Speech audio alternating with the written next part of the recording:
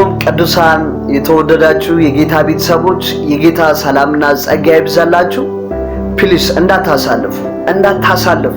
አታሳልፉ በጌታ ይሄን መልእክት ቅዱሳን የዳናችሁት በወንጌል የምታምኑ ቅዱሳን 10 ጊዜ ኮፒ ሊንክ አድርጉ፣ ሼር ሪፖስት አድርጉ። ስክሪናችሁን ጫን አድርጋችሁ ያዙትና እስከ መጨረሻው ሴንድ የሚለውን ጨርሳችሁ ሴንድ አድርጉ። ክብር ለጌታ ለኢየሱስ ይሁን። መጽሐፍ ቅዱስ ሲናገር ሐዋርያት ሥራ ምዕራፍ 4 ቁጥር 11 ላይ እግዚአብሔር ቃል ሲናገር እንዲህ ይላል፣ እናንተ ግንበኞች የናቃችሁት የማዕዘን ራስ የሆነው ይህ ድንጋይ ነው ይላል። እናንተ ግንበኞች የናቃችሁት የማዕዘን ራስ የሆነው ይህ ድንጋይ ነው ይላል። ክብር ለኢየሱስ ይሁን።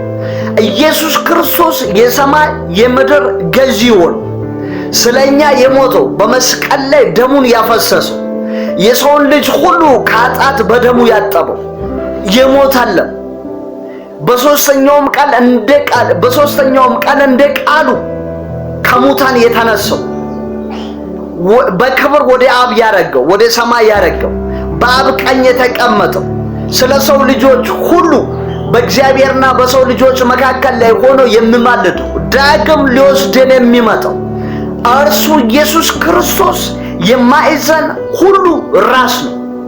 በዚህ ማዕዘን ላይ ያልተመሰረተ ማንም ቢሆን ሊድን አይችልም።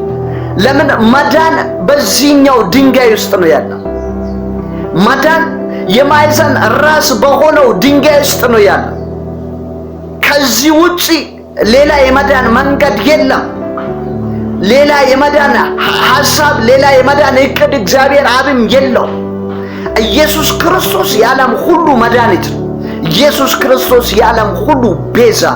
ኢየሱስ ክርስቶስ እሱ የማዕዘን ሁሉ ራስ ነው። ግንበኞች የናቁት፣ አዋቂዎች የናቁት፣ ሰዱቃውያን የናቁት፣ ፋሪሳውያን የናቁት፣ ሊቀ ካህናት የናቁት ይህ ድንጋይ የማዕዘን ሁሉ ራስ ነው።